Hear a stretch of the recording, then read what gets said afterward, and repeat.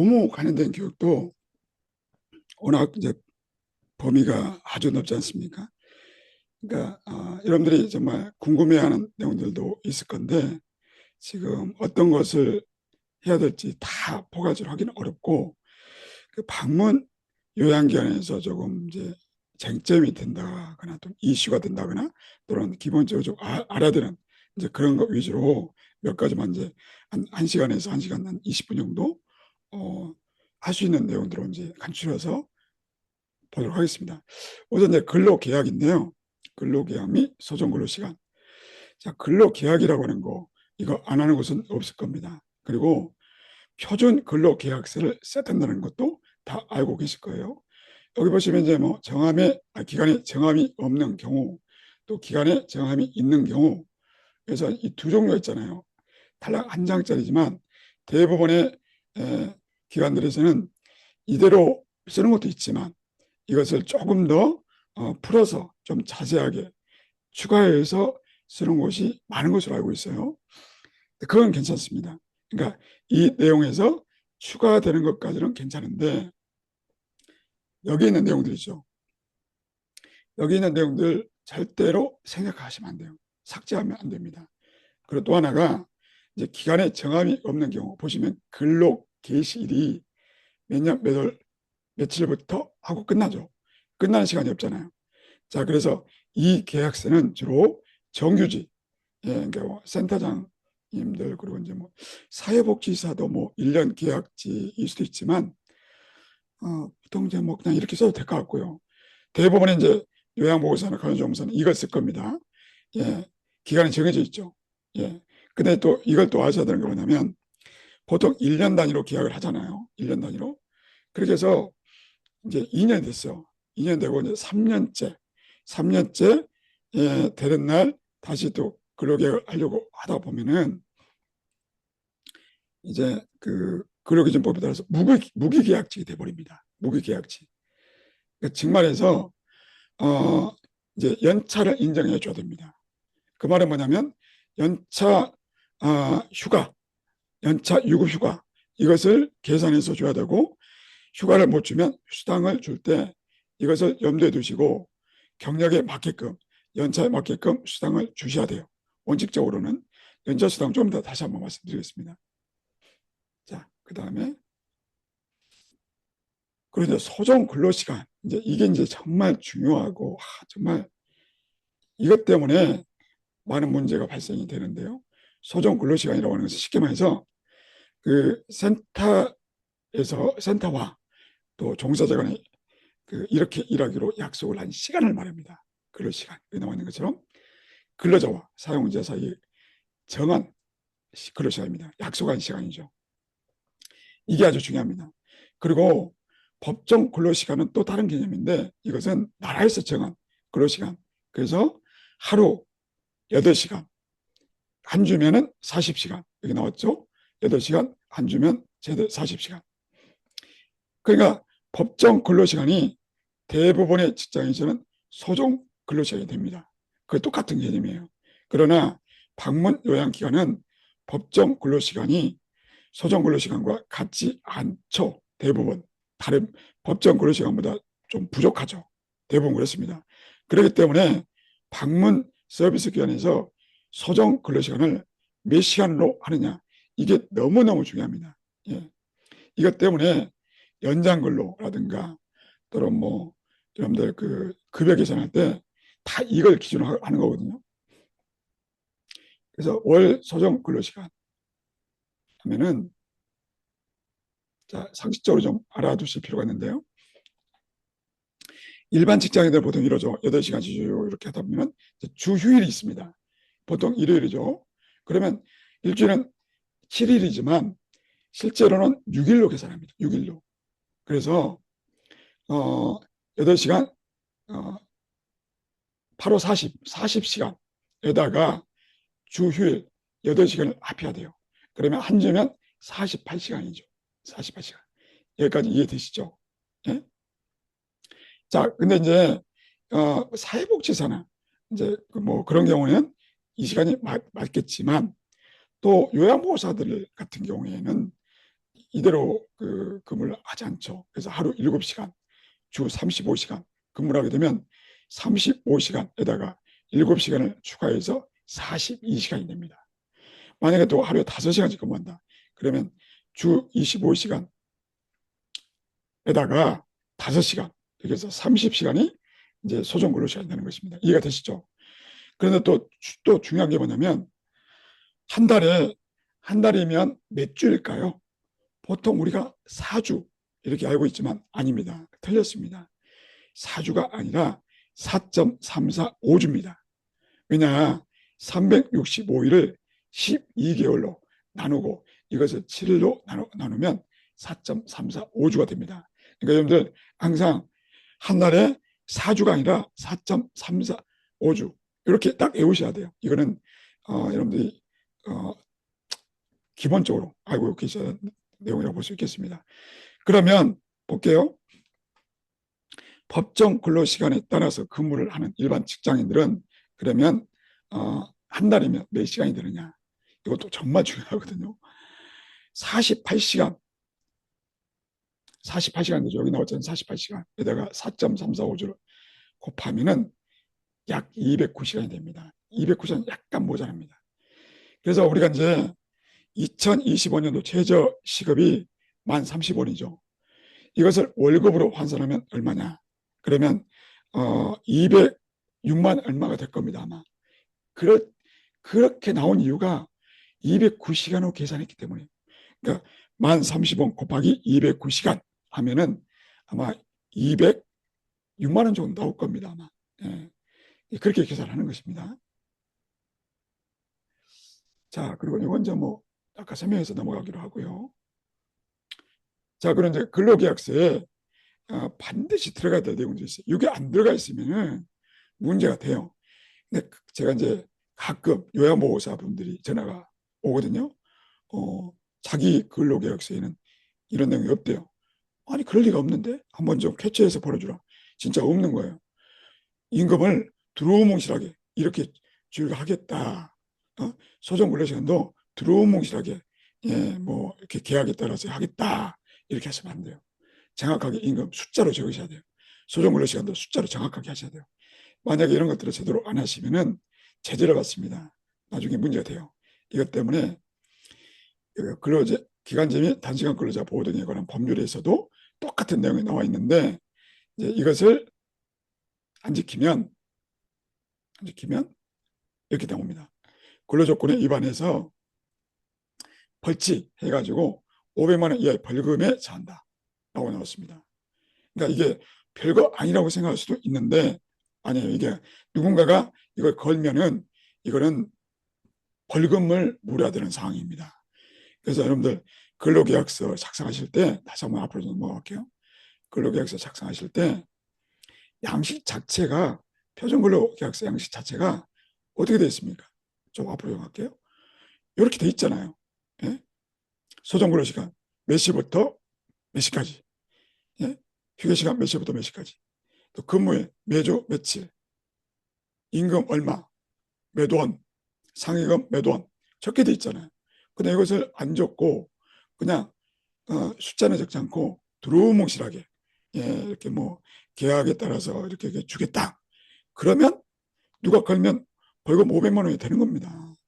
물론 모두가 다 500만 원 맞는 건 아니고 이제 그 정도를 따져서 이제 판사가 판결하겠지만 아무튼 이제 아주 중요하다는 것입니다. 여러분들 가볍게 생각할 문제가 아니다라고 하는 것을 여러분들 좀 유념하시기를 바랍니다. 그래서 이제 그런 내용들이 좀 중요하고요. 그리고 좀 넘어갈게요. 근로계약 위반에 관한 법률. 이제 방금 말씀드렸던 것처럼 500만 원 이하의 과태료인데 근로계약서 작성할 때부터 여러분들이 좀 표현이 좀 그렇습니다만 좀 긴장하셔야 돼요. 잘 작성하셔야 됩니다. 자, 그럼 이제 근로계약에서 그 계약 기간 이게 또 이제 중요하잖아요. 계약 기간. 자, 보통은 1년 계약직으로 근로계약을 합니다. 예. 그런데 우리가 수습 기간이라고 들어보셨죠? 수습. 여러분들은 그게 안 되냐? 아, 됩니다. 충분히. 수습되고요. 그리고 수습을 떠나서 근로계약 자체를 그냥 이렇게 해도 돼요. 3개월 해도 되고 6개월 해도 되고 9개월. 예, 모두 가능하다. 모두 다 가능합니다. 가능하다는 것을 종사자들에게 설명을 해주셔야 돼요. 예, 그러니까 예를 들어서 지금 10월 달이죠. 10월 달에 들어오셨어요. 근데 이제 보통은 1년 단위로 계약을 하면 복잡해지니까 그냥 우리는 회계연도를 끊겠다. 어? 그게 편하긴 하거든요, 솔직히. 그러면 지금 10월, 오늘이 17일인가요? 10월 17일부터 12월 31일까지 일단 근로계약하고, 그리고 내년 26년 1월 1일부터 12월 31일까지 1년 계약 이렇게 해도 돼요. 그건 문제되지 않습니다. 예. 그런데 이제 1년 계약이라는 것이 예민한 이유가 뭐냐면 바로 퇴직금과 관련이 있기 때문입니다. 퇴직금. 뭐 뭔지 아시죠? 퇴직금은 1년, 그러니까 365일 동안 일을 해야 퇴직금을 받을 수가 있거든요. 그죠? 그러니까 364일 이렇게 하면 안 됩니다. 예. 그러니까 이런 점에서 이제 종사자들도 알고 있어서 싫어할 겁니다. 뭐 올해 뭐 12월 31일까지 하고 뭐 내년 1월부터 한다 그러면 그 종사자들은 영 찝찝해 할 겁니다. 예. 그러니까 그런 부분들에 대해서는 이제 잘 고려하셔가지고 결정을 하셔야 될 것 같고요. 네, 365 이상. 아, 그리고 그 말도 아까 하긴 했는데요. 이제 1년 계약을 연달아 2번 했다. 그러면 무기계약직이 되는 것입니다. 그러니까 정규직은 아닌데 정규직에 준하는 그런 혜택을 받게 돼요. 그것도 좀 여러분들이 기억을 하고 계셔야 될 것 같고요. 자, 그리고 이제 연차 휴가, 연차 수당. 이따가 한 번 더 나오겠지만 여기서 한 번 더 짚고 넘어가겠습니다. 왜냐하면 근로계약과 관련이 있으니까. 자, 이제 최초의 입사를 할 경우에 연차 휴가 개수하고 그리고 그 다음에 연차 개수가 달라요. 자, 최초 입사 1년. 이 말이 무슨 말인 거니? 그 종사자가 다른 센터에서, 다른 직종에서 몇 년 일했든지 그건 전혀 중요치 않습니다. 전혀 고려사항이 아니에요. 우리 회사에, 우리 센터에 들어오면은 1년 차가 되는 것입니다. 1년 차가. 뭔지 아시겠죠? 자, 그런데 1년 차는 11개밖에 주어지지 않는데 그 이유가 뭐냐? 한 달 근로를 해야 그 다음에 한계가 생깁니다. 그러니까 1일 연차 휴가가 생깁니다. 그러므로 1년에 12달이죠. 그럼 첫 달은 무조건 없어요. 둘째 달부터 생깁니다. 그러므로 11개밖에 나올 수가 없는 것입니다. 이해하셨죠? 자, 그럼 2년 차부터 어떻게 되느냐? 2년 차부터는요, 이제 계산 방식이 좀 특이합니다. 이게 여러분들이 많이 헷갈려 하시는 거예요. 뭐냐면, 어, 입사 1년 차 되는 조건이 한 달 일하는 것을 조건으로 했어요. 그렇지만 2년 차부터는 한 달 개념이 아니고 1년 근무를 한 것을 전제 조건으로 삼습니다. 무슨 말인 거니? 1년 365일 이렇게 근무했잖아요. 그렇죠? 근무를 하면 연차가 바로 그 다음날 15개가 생깁니다. 이것을 좀 더 쉽게 설명드릴게요. 자, 이분 같은 경우에 처음에 4월 4일부터 이제 1년 되는 날 4월 3일까지 계약을 했어요. 이렇게 해서 이제 1년 끝났습니다. 그러면 이제 2022년도 4월 4일 날, 4월 4일 날이 이제 딱 2년째 되는 날이죠. 첫째 날이죠. 첫째 날에 이미 연차 15개가 생겨버려요. 이미 생겼습니다. 이게 어떤 의미냐면 이 종사자가 이런 오해를 알고 4월 4일 날 또는 4월 5일 날 퇴사를 할 수도 있어요. 퇴사. 난 이제 뭐 다니기 싫습니다. 자, 그러면 어떻게 되느냐? 퇴직금 1년에 했으니까 퇴직금도 받아야 되겠고 연차 15개에 대한 급여도 받아갑니다. 센터에서는 이 연차 15개에 해당되는 임금을 주셔야 돼요. 뭔 말인지 아시겠습니까? 그러니까 이런 원리를 아셔야 된다는 겁니다. 예. 근데 뭐 종사자들 중에 이런 원리를 알고 있는 종사자들 있기는 할 것 같은데 많지는 않을 겁니다. 그렇다 하더라도 여러분들 센터를 운영하고 계시니까 이런 원리를 꼭 아셔야 나중에 대응할 수가 있습니다.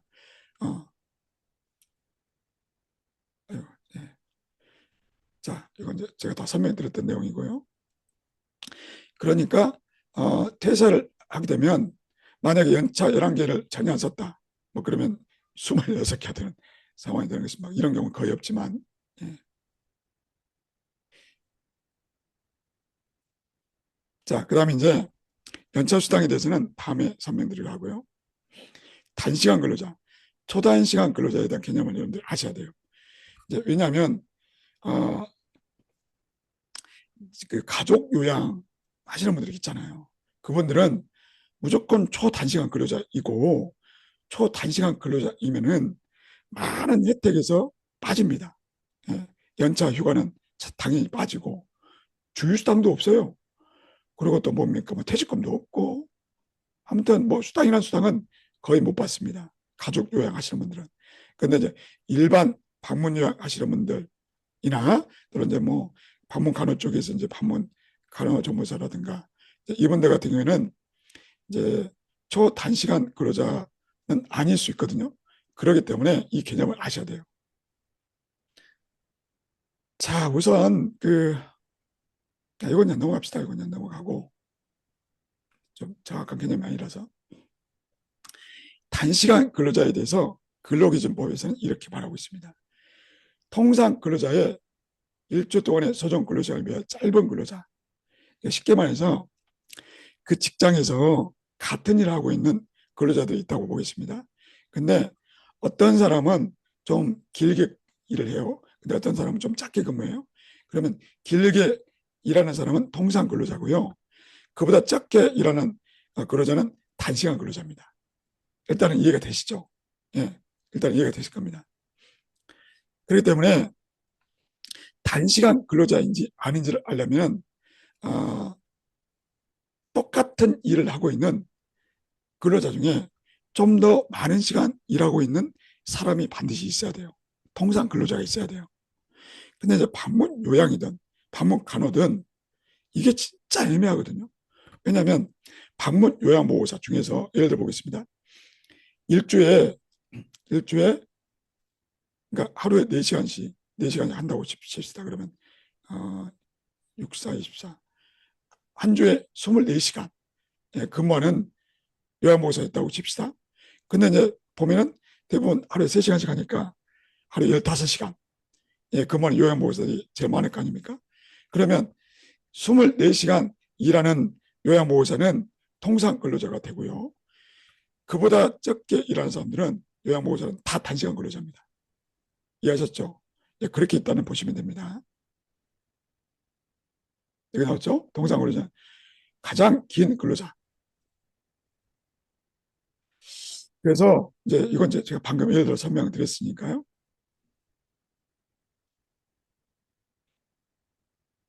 자, 이 개념이 왜 중요하냐면 바로 이것 때문입니다. 뭐냐면 단시간 근로자도 아닌 초단시간 근로자인 경우가 문제가 되기 때문인데요. 우선 한 주 동안의 소정 근로 시간이 15시간이 안 되는 근로자. 대표적으로 가족 요양이죠. 일반 방문 요양을 하는 경우라고 하더라도 한 주에 15시간이 안 될 수도 있잖아요. 평상시에 15시간 이상 근무를 하다가 어떨 때는 뭐 10시간만 할 수도 있고 왔다 갔다 하잖아요. 그죠? 그러니까 방문 요양이 그래서 복잡해요. 다른 사업장보다 가장 복잡한 데가 방문 요양 쪽입니다. 왜냐하면 한 주 동안의 근로 시간이 15시간이 넘었다가 줄었다가 넘었다가 줄었다 왔다 갔다 한단 말이에요. 그렇지만 보통은 한 주에 그러니까 한 시간에 아니 하루에 3시간씩 하잖아요. 그러면 월화수목금 이렇게 근무한다 그러면 3시간 곱하기 5 그러면 15시간 이렇게 일하는 사람들은 초단시간 근로자는 아니거든요. 근데 만약에 하루에 2시간 반씩 5일 근무한다 그러면 초단시간 근로자가 돼버립니다. 자, 그런 사람들은 어떻게 되느냐. 주휴일에 주휴수당 안 줘도 돼요. 연차휴가 안 줘도, 그러니까 연차수당 안 줘도 돼요.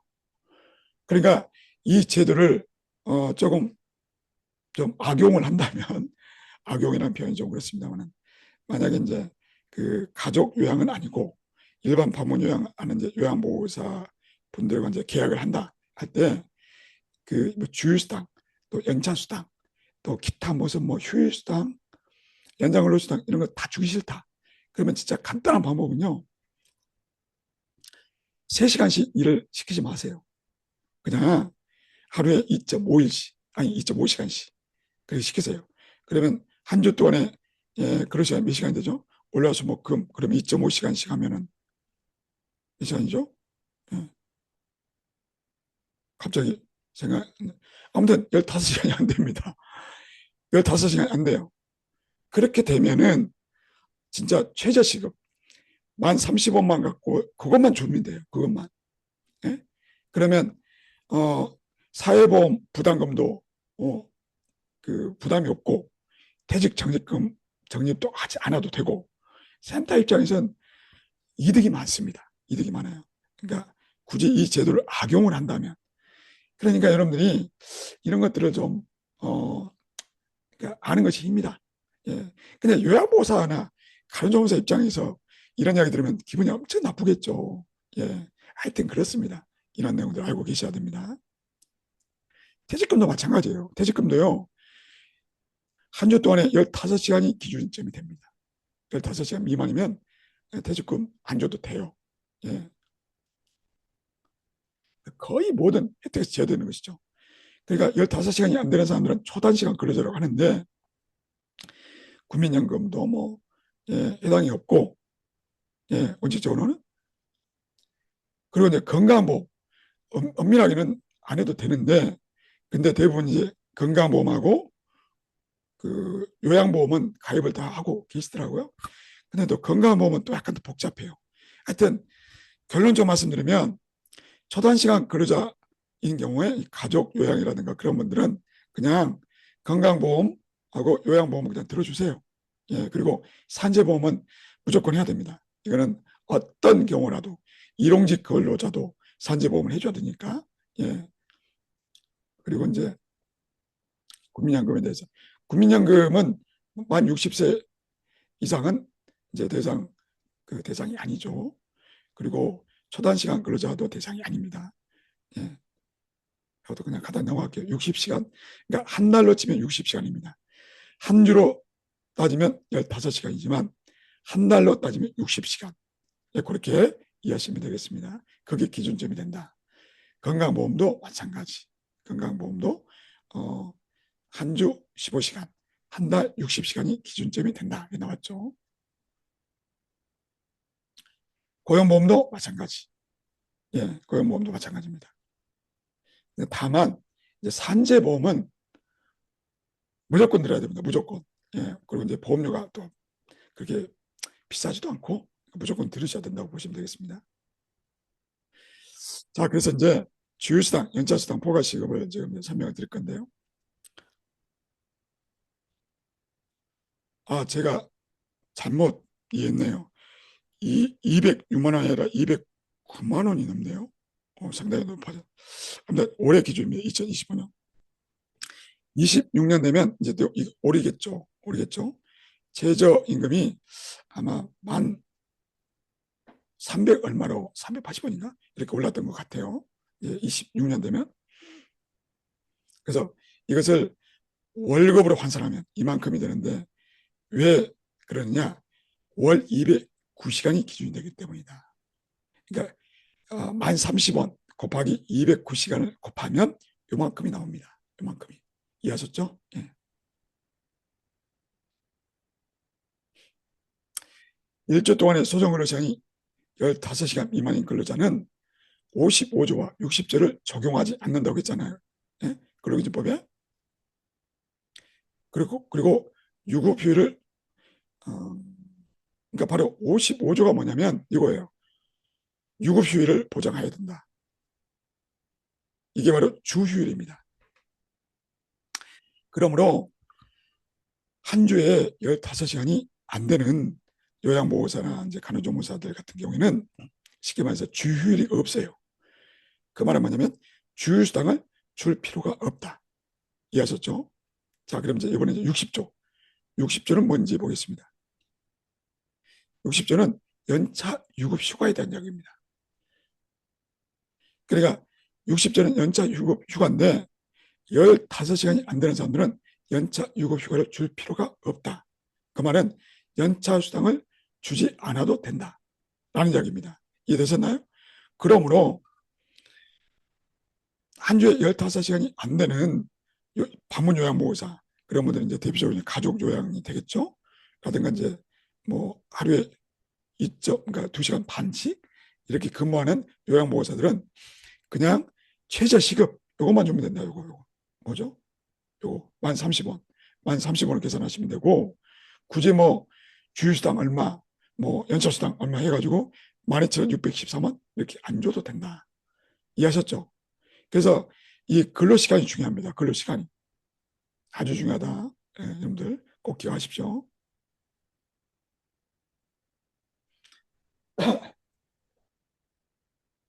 연차 유급휴가, 예, 많이 들어보셨죠? 아까 설명은 잠깐 했었고, 그리고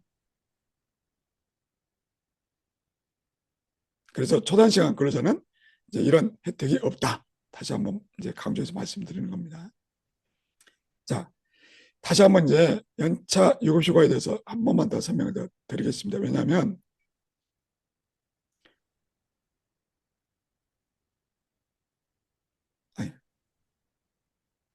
연차 이제 초단시간 근로자가 아니라 주 15시간 이상 되는 방문 요양보호사들한테는 이제 연차 휴가를 줘야 돼요. 근데 이제 참 이게 아이러니한데요. 휴가를 줘야 되는데 우리는 어떻게 하고 있죠? 휴가를 안 주고 대신 돈으로 주고 있죠. 연차 수당으로. 근데 이게 원래는 법 위반입니다. 원칙적으로는. 원칙적으로는 법 위반이에요. 그러면 원칙은 뭐냐? 휴가를 이렇게 줘야 돼요. 아까 설명했죠. 휴가 1년차, 2년차. 그런데 여기 나왔죠. 미사용 수당이라는 게 있어요. 이거는 법적인 용어거든요.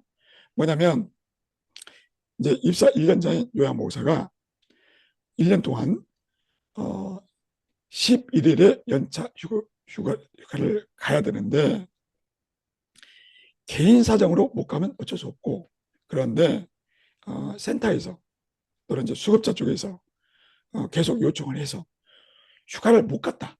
휴가를 못 가서 11개 중에서 예를 들어서 5개를 못 썼다. 그러면 5개는 뭐가 뭐냐면 미사용이잖아요. 미사용. 사용을 못 했잖아요. 11개 중에 5일을 사용을 못 했잖아요. 그러면 5일에 한해서 이걸 수당으로 계산해서 이제 마지막에 예, 월급 봉투에 월급 계좌에 넣어줘야 됩니다. 이게 원칙이에요. 이게 원칙. 이해가 되십니까? 그러니까 그 법에 따라 제대로 수당을 주려면 지금처럼 뭐 포괄 시급이라고 해가지고 그 최저 시급에다가 막 녹여갖고 그렇게 하는 것이 원칙이 아니라 맨 나중에, 그러니까 이제 그 계약 말일 있지 않습니까? 계약 말일 그 끝날 때쯤 한 번에 계산해서 사용하지 못한 연차 유급휴가에 대해서 그래서 돈으로 환산해가지고 한꺼번에 줘야 돼요. 원칙적으로는.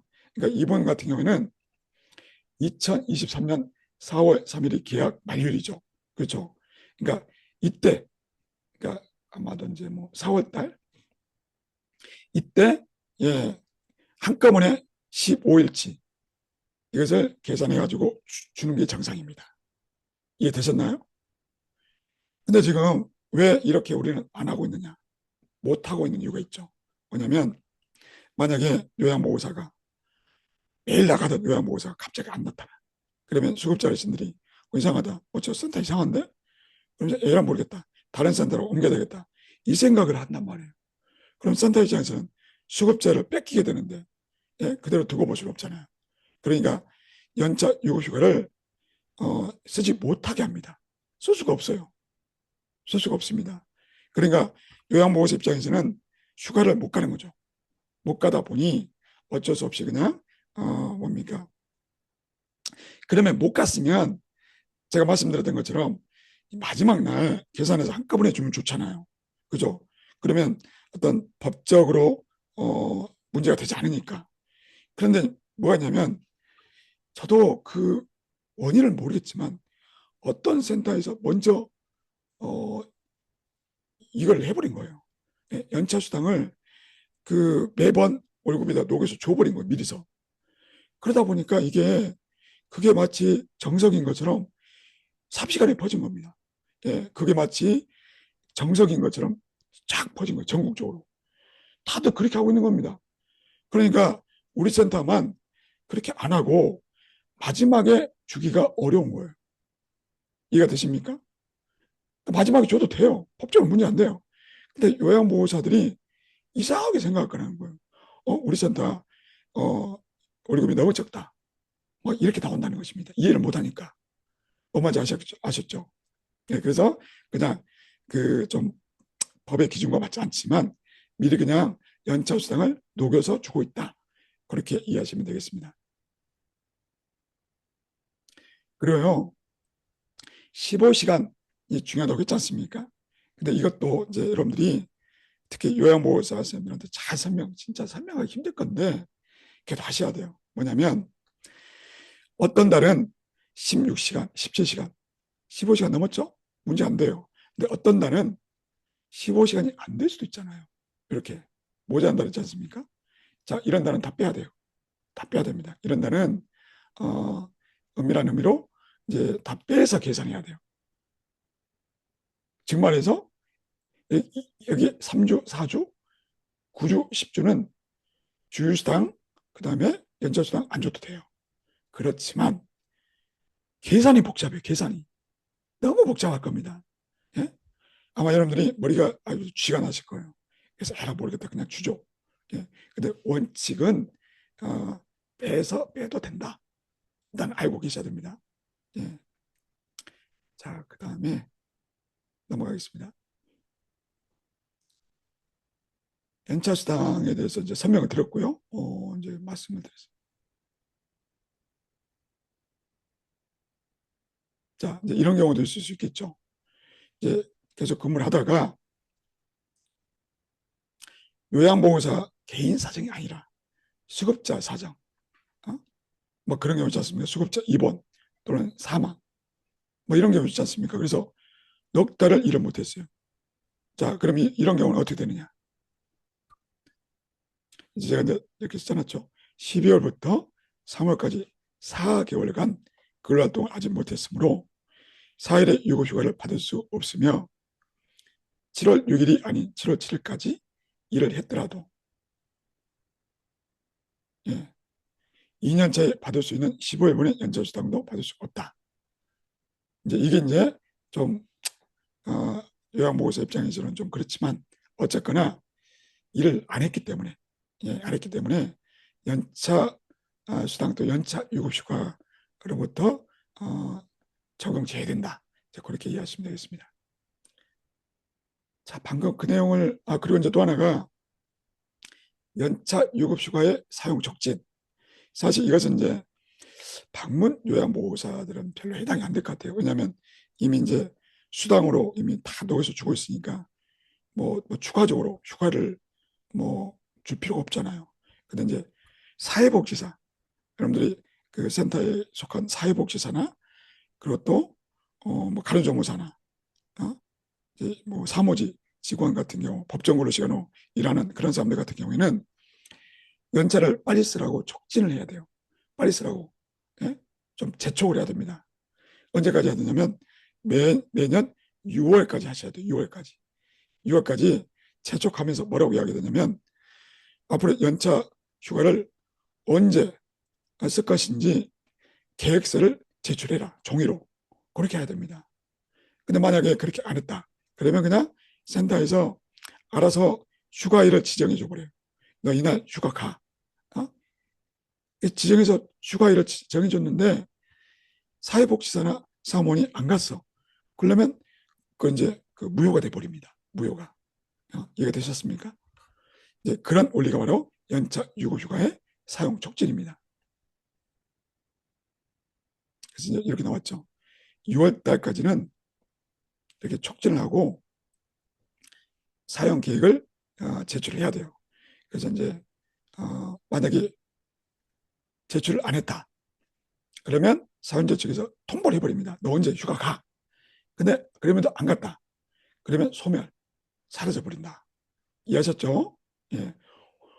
원래가 이런 개념이에요. 연차 유급휴가가.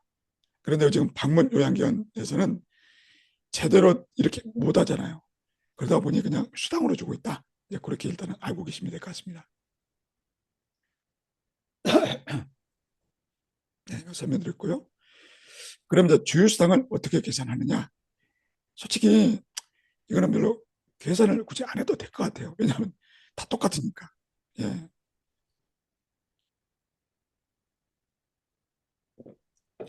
최저시급에다가 이제 일일 소정 근로 시간을 일주 근무 시간으로 나눠서 하면 됩니다. 그래서 이제 이렇게 그 만 30원 딱 정해졌잖아요. 그러니까 올해는 2,006원이 되는 것인데 내년 되면 좀 오르겠죠. 보다시피 해마다 조금씩 올랐잖아요. 그죠? 예. 주휴수당 보다시피 다 똑같잖아요, 지금. 몇 시간 근무를 했던지 간에 다 똑같습니다. 2,006원 똑같아요. 예, 그러니까 그냥 2025년도는 주휴수당이 2,006원이라고 그냥 알면 되실 것 같고 연차수당이 문제입니다. 연차수당이. 보다시피 해마다 조금씩 올랐고요. 그리고 경력에 따라서 달라집니다. 1년차, 2년차 보다시피 2, 3년차, 4, 5년차 조금씩 달라져요. 6, 7년차, 8, 9년차. 근데 이거는 당연하지 않겠습니까? 연차 늘었으니까. 예? 수당도 그만큼. 왜냐하면 연차 유급휴가의 개수가 달라져요. 이 기준에 연차에 따라서. 그러면 수당 역시 당연히 올라가야죠. 근데 대부분의 센터들은 그런 그 연차를 그냥 무시하고 똑같이 주고 계시더라고요. 엄밀한 의미로는 그렇게 하시면 안 돼요. 엄밀한 의미로는 이처럼 계산해서 주시는 게 맞아요. 근데 이제 이렇게 말씀하시는 분도 계세요. 뭐 요양보호사들은 항상 1년 계약직인데 1년 차에서 머물지 2, 3년처럼 넘어갈 일이 없다. 그렇게 말씀하실 수도 있지만 법적으로는 그렇지 않습니다. 아까 제가 말씀드렸잖아요. 연달아서 2년 연속 하게 되면 무기계약직이 된다고. 그러면 근무 경력이 다 인정이 돼야 됩니다. 원칙적으로는. 그리고 연차수당이 보다시피 이게 1시간당 기준인데요.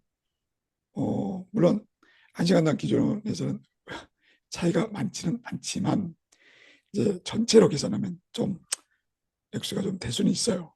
하지만 이제 정확하게는 알고 계셔야 되니까 이렇게 하시라라고 말씀을 드리는 것입니다.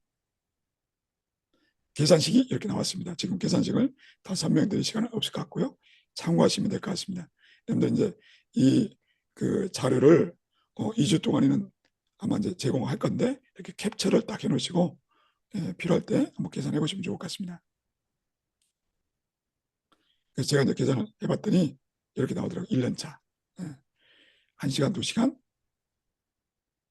그리고 3시간, 4시간 했을 때 보다시피 다 같죠. 다 423원 같죠. 그런데 1년 차는 다 똑같은데 이제 2년 차, 3년 차 넘어가니까 좀 올랐죠. 액수가 좀 올랐습니다. 이렇게 좀 이렇게 올랐습니다. 계산식에 따라서 여기 지금 나와 있는 계산식에 따라서 여기 따라서 해보니까 이제 이렇게 되는 것입니다. 그러니까 모르시겠으면 여러분들 그냥 누군가 계산해 놓은 그냥 요것만 기억하시면 되죠. 요거 딱 캡처해 놓으시면 되겠죠. 네. 이제 제가 내년 거를 아직 계산을 안 했는데 조만간에 이제 뭐 저도 뭐 유튜브 채널을 하고 있다고 했지 않습니까? 거기다 이제 올릴 계획을 갖고 있습니다.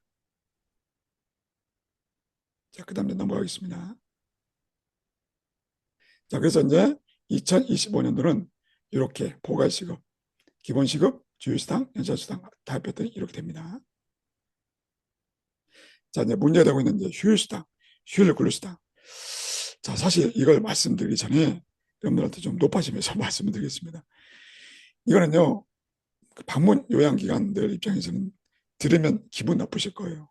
왜냐하면 이대로 할 수가 없거든요. 그래서 할 수가 없는데 하라고 하니 참 듣기 싫은 이야기를 들으면 기분이 안 좋잖아요. 그렇지만 이제 어디까지나 저는 이제 제가 뭐 강요하는 입장이 아니고 이제 법에 대해서만 설명을 하는 입장이니까 선택은 여러분들이 하시는 것입니다. 그래서 오해 없으시기 바라겠습니다.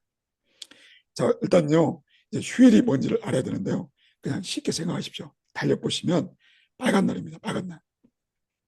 달력 보시면 그 일요일은 다 빨간 날로 돼 있잖아요. 이제 그 일요일 말하는 게 아니고 평일인데 빨간 날. 그게 공휴일이에요. 예, 그렇게 그냥 이해하시면 됩니다. 유급휴일이라는 것입니다. 문제는. 그날 유급휴일. 그러니까 쉽게 생각하시면은 우리가 그 일요일도 달력에 빨갛게 표시돼 있잖아요. 그 이유가 뭐겠습니까? 유급 휴일이기 때문이에요. 휴일이에요. 쉬는 날이에요. 근데 유급이에요. 돈이 나와야 돼요. 예. 그래서 여러분들이 앞에서 설명 드렸던 것처럼 주휴수당, 주휴수당을 주는 이유가 뭐냐면 일요일 날 일을 안 해도 일요일은 유급 휴일이니까 돈으로 주는 겁니다. 이미 하고 계시잖아요. 똑같은 원리가 적용됩니다. 왜냐하면 공휴일 날 빨간 날이죠. 그날 일 안 해도 여기 나왔던 것처럼 유급 휴일이니까 주휴수당 주듯이 주는 게 원칙이에요. 이해되시죠? 근데 여기 대해서 뭔 뚱딴지 같은 소리냐라고 하실 분들이 많으실 겁니다. 예. 근데 참 이 부분이 설명드리기가 좀 어려운 부분이긴 해요. 예. 또 여러분들이 납득하기도 쉽지 않고 그 실제로 이제 방문 요양 같은 경우에는 요양보호사가 가정에 가서 일을 하지 않고서는 여러분들이 돈을 벌 수가 없잖아요.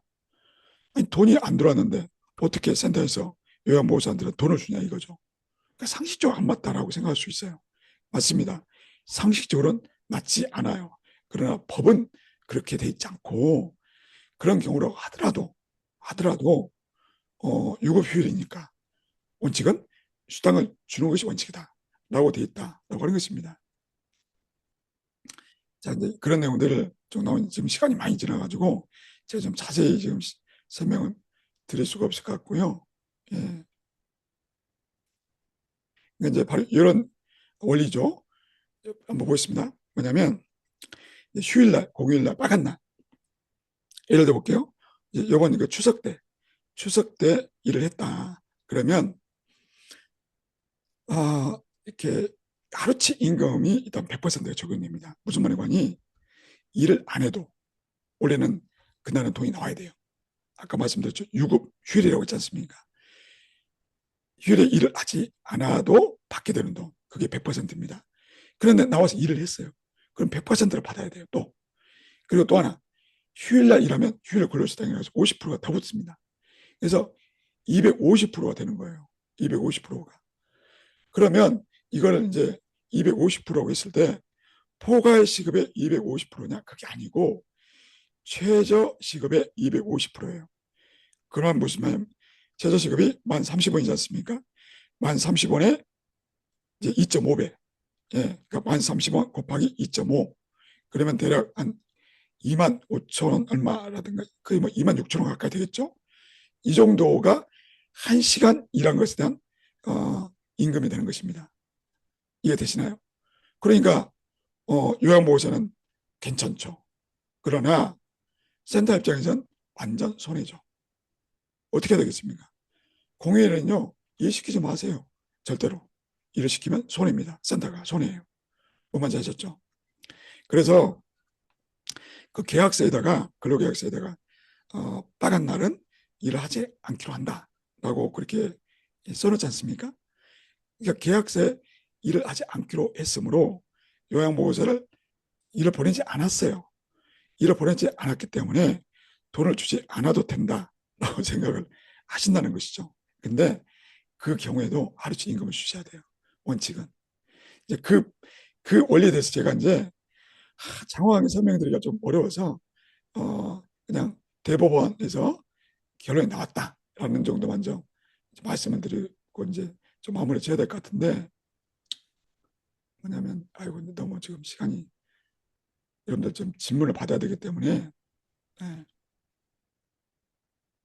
좀 이렇게 빨리 지나가도록 하겠습니다.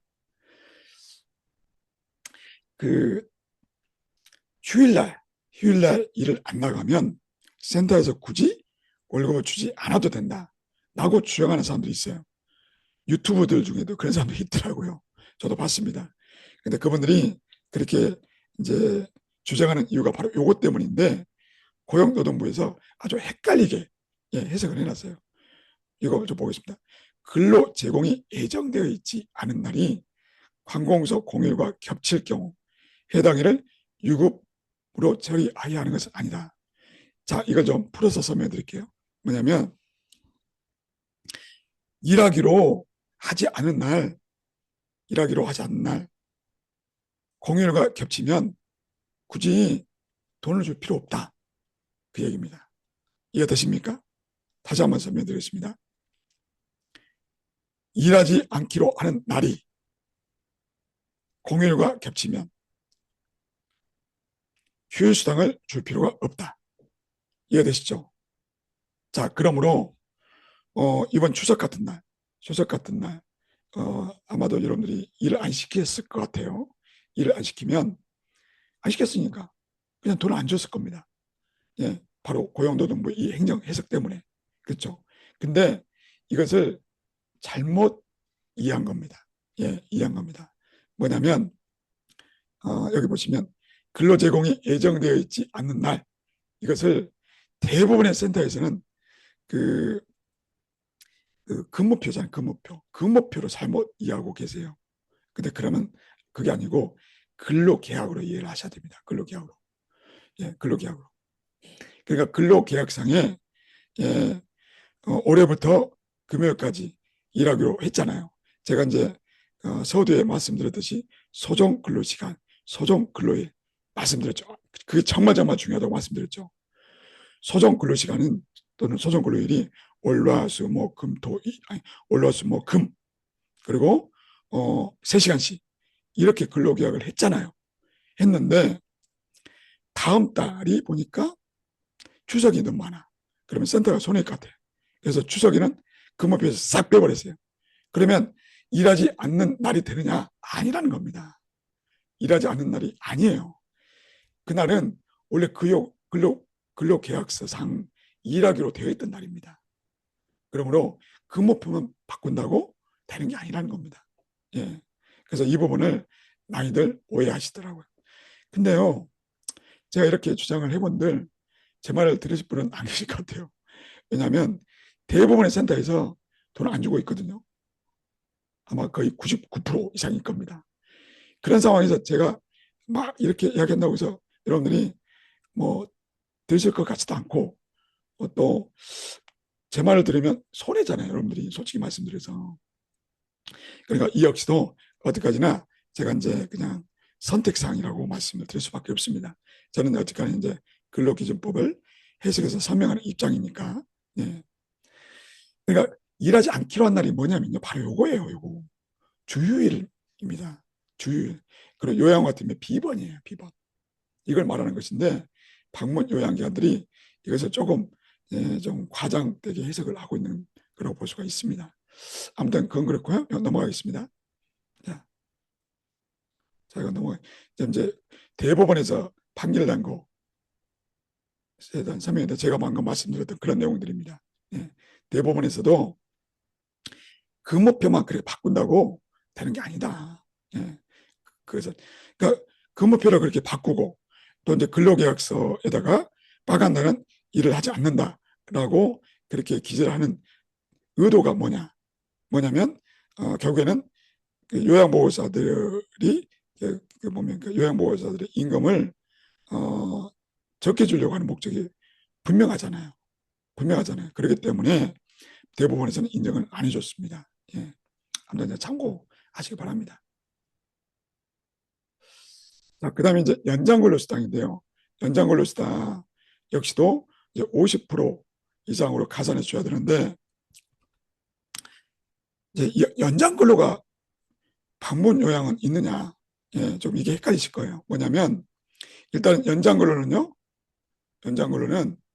법정 근로시간, 그러니까 하루 8시간 이상 근로하게 되면 연장근로가 됩니다. 그러나 방문 요양 같은 경우에는 사실 8시간 이상 근무하는 경우 별로 많지 않거든요. 그러므로 연장 근로수당을 줄 일이 있느냐, 이렇게 생각하실 겁니다. 그래서 방문 요양 기간에서 연장 근로 그 이슈가 나오는 이유가 뭐냐면 바로 토요일 날이에요. 토요일 날. 평상시는 월화수목금 이렇게 이제 근무를 하면 문제가 없어요. 그러나 토요일 날까지 근무를 하는 경우들이 간혹 있을 겁니다. 왜냐하면 제가 계산해 봤거든요. 3등급 같은 게 이제 월 한도에 기준을 했을 때 3등급 같은 경우에 26일이 근무가 가능해요. 3등급인 경우에. 그러면 토요일도 근무할 수가 있습니다. 토요일도. 그러니까 센터 입장에서는 아무래도 월 한도액을 만땅으로 쓰고 싶잖아요. 그리고 이제 뭐 수급자나 보호자들한테는 뭐 이렇고 저렇고 자세하게 설명할 필요 없고 토요일도 요양보호사가 가서 서비스 해드립니다. 그러면 그들 다 좋아하잖아요. 예? 토요일까지 온다니까. 그러면 그만큼 센터는 수입이 늘어나고 요양보호사도 임금이 늘어나고 뭐 다 좋게 생각하는 것이죠. 그리고 4등급 같은 경우에는 24일 제공이 가능하므로 한 달에 토요일 근무를 2번 할 수가 있어요. 이해되시죠? 그렇지만 5등급은 이제 3시간씩 한다고 그러면 토요일 날 근무는 어려울 것 같습니다. 그러니까 3, 4등급 같은 경우에도 토요일 날 근무 가능하고 그리고 1등급과 2등급은요 무조건 가능합니다. 무조건 토요일 날 가능해요. 그러면 이제 원래 소정 근로일 그러니까 약속했던 근로는 월화수목금 보통 이렇게 근로계약을 한단 말이죠. 근데 갑작스럽게 토요일도 나가서 일을 해라 라고 하면 이것이 연장 근로가 될 소지가 있어요. 일단 있습니다. 예? 그렇다면 이런 경우는 어떠냐? 처음부터 그냥 근로계약 자체를 월요일부터 토요일까지 근무한다. 월화수목금토 그러면 괜찮습니다. 그러면 연장 근로 이슈가 발생하지 않아요. 근로계약 자체를 그렇게 했으니까. 3등급 같은 경우는 가능하죠. 문제없이 가능합니다. 예? 이해되시죠? 전혀 문제가 안 됩니다.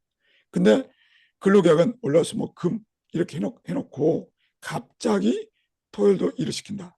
그러면 이게 연장 근로가 될 수가 있어요. 일단은. 그런데 이제 문제가 뭐냐면 이제 토요일 날 일하게 되면 이제 가상 이제 뭡니까 수당을 또 50% 줘야 되니까 센터가 손해란 말이에요. 그 공단으로부터 가상금은 그 30%밖에 안 들어오는데 그 요양보호사들은 50%더 줘야 되니까 손해란 말이에요. 자, 그런데요. 이제 아까 제가 이제 단시간 근로자 얘기할 때 그 말씀 드렸을 겁니다. 단시간 근로자 같은 경우에 통상 근로자하고 단시간 근로자 이게 중요하다고 했지 않습니까? 그러니까 그냥 결론부터 말씀드릴게요. 그냥. 자, 이걸로 말씀드릴게요.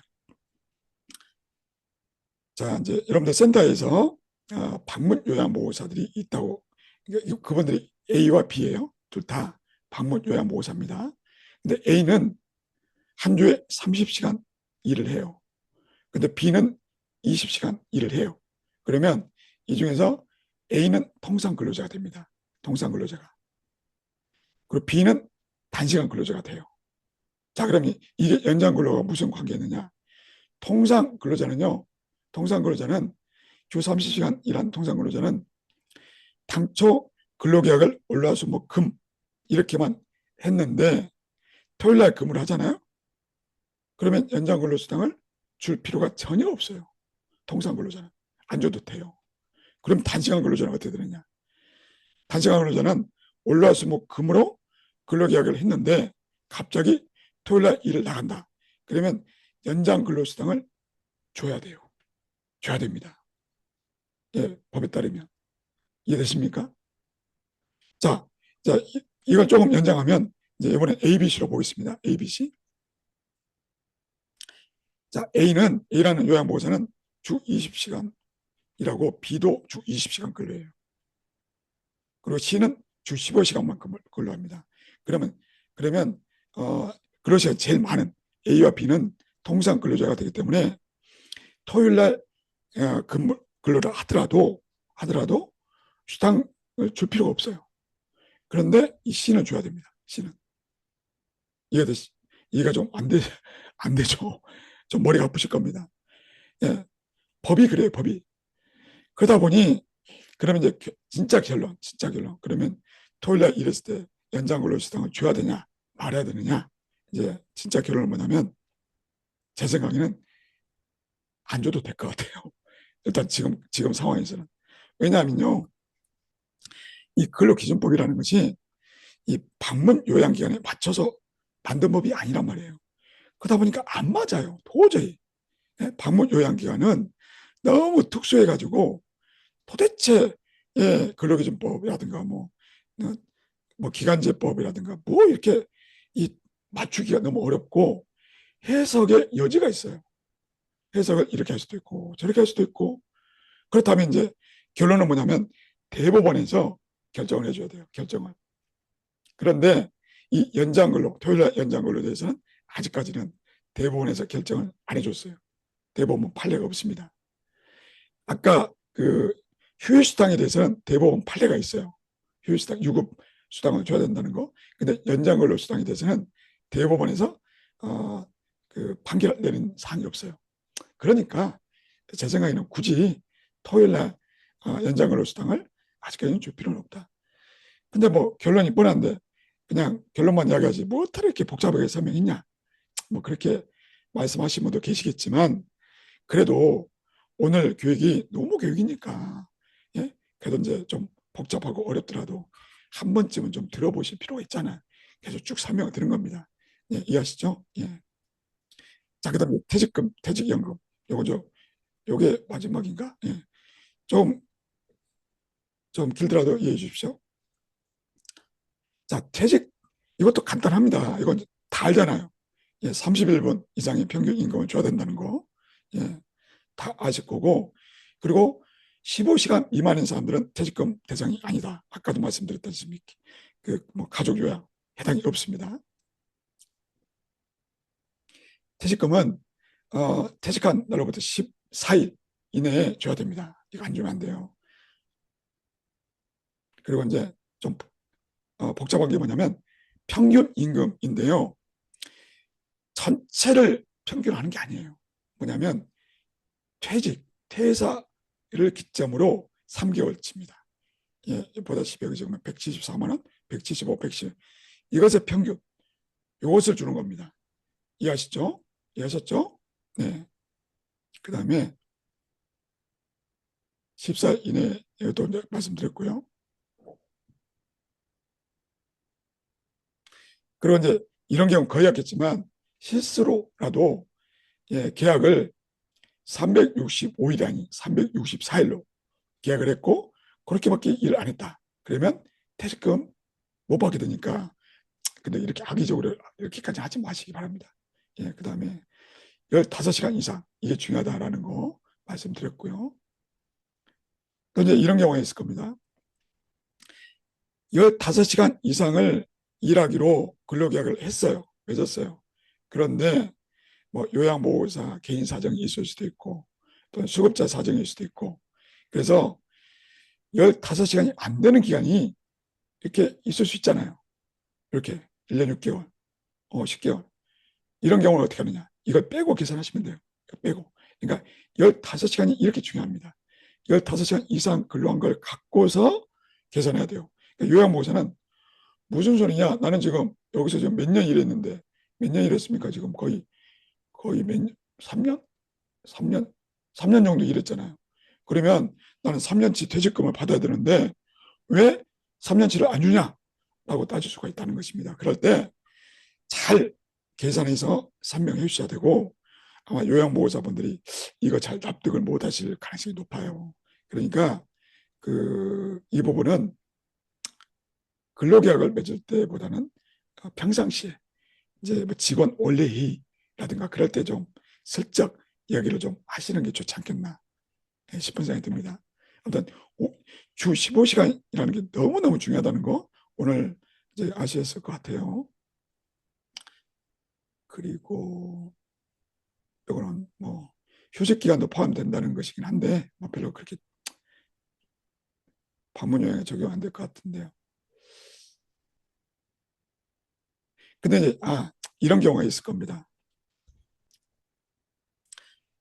주 15시간 미만인 경우는 아까 말했던 것처럼 이렇게 계산해서 철저하게 뺄 수가 있어요. 그런데 이런 경우는 빼기가 곤란합니다. 뭐냐면 이게 뭐지? 예.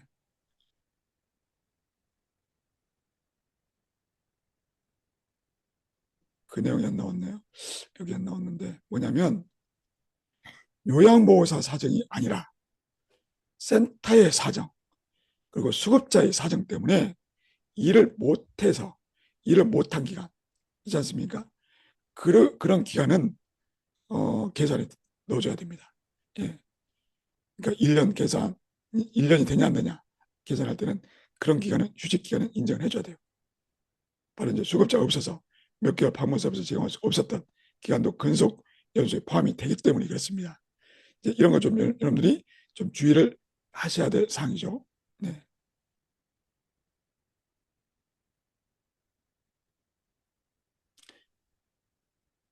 그리고 이제 요양보호사분이 양다리 걸치신 경우 이쪽은 15시간 이상 일을 했고 이쪽은 15시간이 안 됐어요.